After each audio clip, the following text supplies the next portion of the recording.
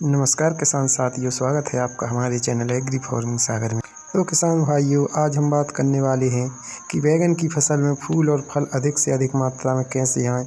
इसका हम आपको बहुत ही सस्ता और सरल उपाय बताने वाले हैं। तो किसान भाइयों, यदि आप भी किसान हैं और बैगन की खेती करते हैं या अन्य कोई भी फसल करते हैं और आपकी फसल में फूल फल कम मात्रा में आ रहे हैं या फूल तो आ रहे हैं लेकिन फल नहीं बन रहे, वह झड़ जाते हैं, तो इसका क्या कारण है और उसको हम कैसे फल में परिवर्तित कर सकते हैं। तो चलिए किसान साथियों, पहले हम बात कर लेते हैं कि हमारी फसल में फूल और फल कम क्यों आते हैं और फूल आते हैं वो क्यों झड़ जाते हैं, इसका क्या कारण है। तो किसान भाइयों, हमारी फसल में फूल झड़ने के मुख्य कारण हैं। पहला, अधिक मात्रा में कीटनाशकों का छिड़काव या अति से ज़्यादा दवाओं का छिड़काव करना।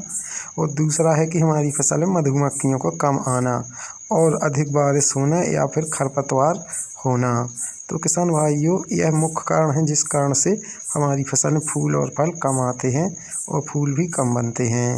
तो किसान साथियों, ये थे कुछ मुख्य कारण जिन कारणों से हमारी फसल के कम फूल आते हैं और फल में परिवर्तित नहीं हो पाते। तो चलिए किसान भाइयों, अब हम बात कर लेते हैं कि फूल फल अधिक मात्रा में लाने के सरल और सस्ते उपाय क्या हैं। तो किसान भाइयों, आपको आपकी फसल में जो भी कीटनाशक या कोई सी भी दवा का छिड़काव करना है तो उसको आपको सुबह के समय या फिर शाम के 5 बजे के बाद करना है, क्योंकि आप यदि दोपहर में इसका छिड़काव करते हैं तो यह फूल पर प्रतिकूल प्रभाव डालता है और फूल झड़ जाते हैं। तो किसान साथी, यह भी एक मुख्य कारण था फूल और फल कम आने का। किसान भाई, दूसरा सबसे सरल और अच्छा उपाय यह है कि आपकी फसल में आप देखें कि आपकी फसल में क्या मधुमक्खियां आ रही हैं। यदि नहीं आ रही हैं तो आपको कुछ ऐसा करना है जिससे आपकी फसल में मधुमक्खियां अधिक से अधिक आएँ।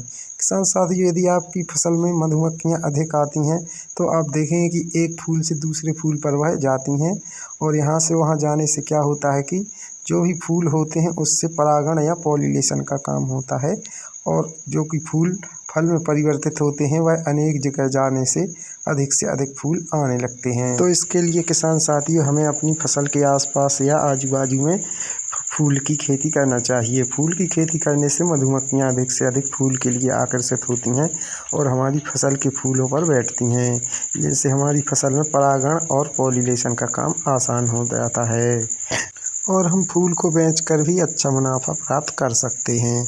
और किसान साथी, इसके साथ साथ हमें एक काम और करना है कि हमें एक बायर की प्लानोफिक्स प्लांट ग्रोथ लेनी है, जो कि हमारे फूल फल को बढ़ाने के लिए बहुत ही अच्छी कारगर होती है।